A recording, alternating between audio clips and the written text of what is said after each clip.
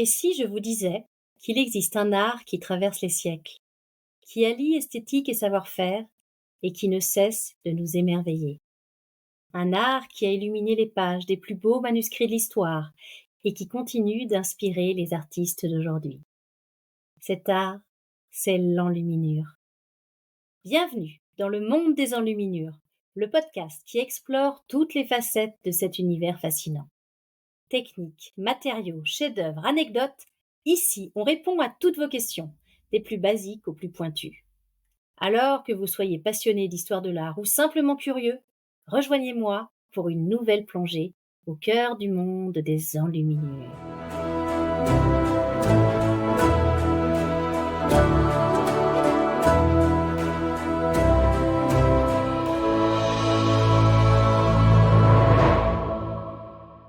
Bienvenue dans ce nouvel épisode consacré à l'évolution des styles d'enluminure au travers des siècles.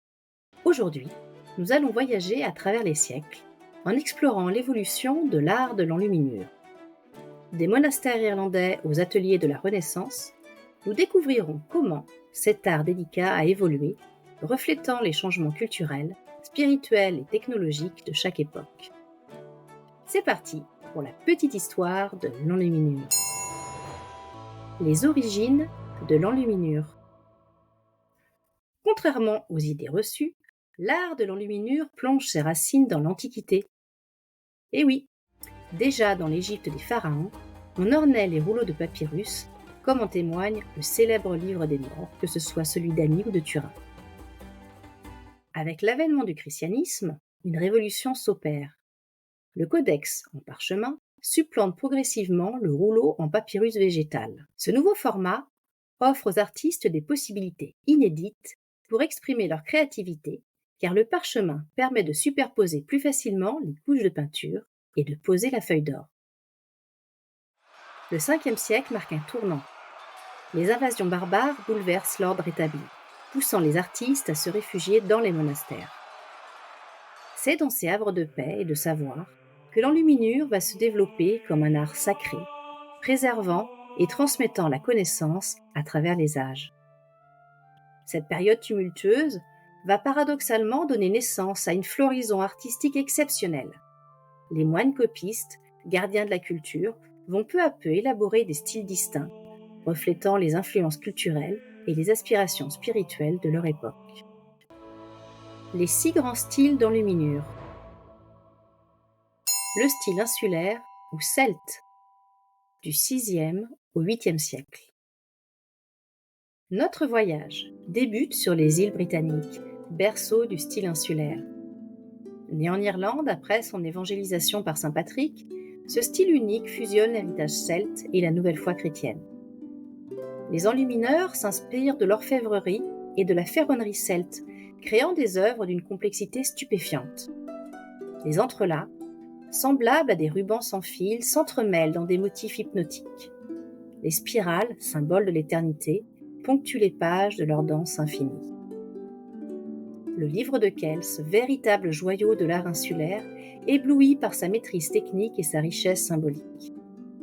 Chaque page est un univers en soi, où l'œil se perd dans les méandres des enluminures. L'Évangiliaire de Lindisfarne, un autre chef-d'œuvre de cette époque, témoigne quant à lui de la diffusion de ce style bien au-delà de l'Irlande, jusque dans le nord de l'Angleterre. Le style carolingien, du 9e au 10e siècle. Traversons maintenant la Manche pour découvrir le style carolingien, né sous l'impulsion de Charlemagne. Ce monarque visionnaire, désireux de restaurer la grandeur de l'Empire romain, encourage une véritable renaissance culturelle. Les enluminures carolingiennes puisent leur inspiration dans le style romain et les mosaïques antiques. Elles se distinguent par leurs grandes illustrations qui occupent parfois des pages entières. Une innovation marquante est l'utilisation de parchemins teintés de pourpre, couleur impériale par excellence, sur lequel l'or et l'argent scintillent de 1000 feux.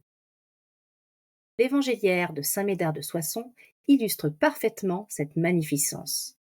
Ces portraits d'évangélistes, représentés comme des philosophes antiques, allient dignité classique et ferveur chrétienne. L'Évangéliaire du couronnement, quant à lui, témoigne du lien étroit entre l'art et le pouvoir, ces pages resplendissantes reflétant la gloire de l'Empire carolingien. Et l'évangéliaire du couronnement, quant à lui, témoigne du lien étroit entre l'art et le pouvoir, ces pages resplendissantes reflétant la gloire de l'Empire carolingien. Le style roman, du Xe au XIIe siècle. Alors que l'empire de Charlemagne se fragmente, un nouveau style émerge, l'art roman. Influencé par l'art byzantin et italien, il marque une rupture avec la tradition carolingienne. C'est à cette époque qu'apparaissent les fameuses drôleries. Ces petites scènes fantaisistes, souvent humoristiques, parfois grotesques, envahissent les marges des manuscrits. Elles témoignent d'une nouvelle liberté d'expression des artistes qui n'hésitent pas alors à mêler le sacré et le profane. Le style roman se caractérise par son imaginaire débordant et l'absence de perspective. Les figures, souvent hiératiques, semblent flotter dans un espace indéfini, créant une atmosphère mystique et intemporelle. La Bible de Clairvaux, avec ses initiales ornées de rinceaux végétaux et de créatures fantastiques, illustre parfaitement cette esthétique. La Bible de Souvigny, quant à elle, nous offre des scènes bibliques d'une expressivité saisissante, où la gestuelle des personnages compense l'absence de profondeur spatiale. Le style gothique primitif, du XIIIe au XIVe siècle. Le XIIIe siècle voit l'émergence des universités et l'essor des villes. L'enluminure, jusqu'alors principalement monastique, s'ouvre au monde laïque. Le style gothique primitif reflète ces changements sociaux. On assiste alors à une véritable explosion créative. Les marges des manuscrits deviennent un terrain de jeu où s'épanouissent filigranes délicats, drôleries espiègles et illustrations foisonnantes. Les scènes de la vie quotidienne font leur apparition, témoignant d'un intérêt croissant pour le monde terrestre. La production s'étend désormais au-delà des monastères. Les ateliers commerciaux apparaissent dans les grandes villes, répondant ainsi à la demande croissante d'une nouvelle clientèle urbaine, lettrée et riche. Le style gothique, XVe siècle. Le XVe siècle marque l'apogée du style gothique. Les enluminures atteignent un degré de raffinement et de naturalisme sans précédent. L'or est utilisé avec prodigalité, conférant au manuscrit une somptuosité éblouissante. De grands ateliers fleurissent en Italie, dans les Flandres, véritables centres de production artistique. Des artistes renommés, comme Jan van Eyck et Jean Fouquet, élèvent l'enluminure au rang de grand art. Leurs œuvres, d'une précision et d'une beauté extraordinaires, rivalisent avec la peinture de Chevalet. Les très riches œuvres du duc de Berry, chef-d'œuvre des frères Limbourg, illustrent parfaitement cette période.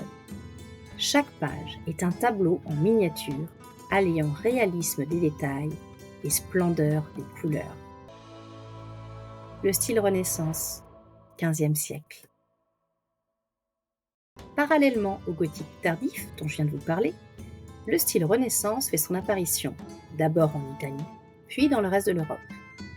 Il marque un retour au canon de l'Antiquité classique. Les enluminures Renaissance se caractérisent par une grande précision anatomique et un naturalisme poussé. Les artistes s'inspirent de la sculpture, intégrant des éléments architecturaux et des motifs classiques dans leur composition. On voit apparaître des cornes d'abondance, symboles de prospérité, des dauphins évoquant l'Antiquité, des guirlandes de fruits et de fleurs, des feuilles d'acanthe stylisées, des bordures sortes de médaillons à l'antique et de joueurs de musique. Les grandes heures d'Anne de Bretagne, enluminées par Jean Bourdichon, illustrent magnifiquement cette transition vers la Renaissance, alliant la précision botanique à une mise en page inspirée de l'Antiquité. L'enluminure après la Renaissance. L'invention de l'imprimerie par Gutenberg au milieu du XVe siècle marque un tournant. Progressivement, les livres imprimés supplantent les manuscrits enluminés. Pourtant, l'art de l'enluminure ne disparaît pas. Il continue d'évoluer, s'adaptant aux goûts et aux techniques de chaque époque. Au XVIIe siècle, on l'utilise encore pour des documents officiels ou des livres de prestige. Au XIXe siècle, il connaît un regain d'intérêt avec le mouvement Arts and Crafts. Au XXIe siècle, l'enluminure reste un métier d'art reconnu. Des artistes contemporains perpétuent ces traditions millénaires tout en l'ouvrant à de nouvelles formes d'expression.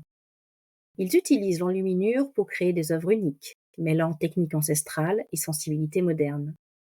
Ce sont ces artistes que j'ai grand plaisir à vous faire découvrir chaque mois dans la lettre d'heure. Ainsi, l'enluminure, loin d'être un art figé dans le passé, continue de fasciner et d'inspirer. La preuve, vous êtes ici à m'écouter, témoignant ainsi de la permanence de notre besoin de beauté et de notre quête de transcendance à travers l'art. Et voilà, notre exploration du monde des enluminures s'achève, mais il reste encore tellement à découvrir. Si vous avez envie de continuer à plonger dans cet univers fascinant, si vous vous posez encore 1001 questions, alors je vous invite à vous abonner à la lettre d'heure, la newsletter mensuelle dédiée au monde des enluminures. Chaque mois, vous y trouverez des sélections, des liens, des vidéos et même l'avancée de mes propres travaux d'enluminure. Pour vous abonner, rien de plus simple. Le lien est en description. Alors, prêt à illuminer votre boîte email ? À très vite!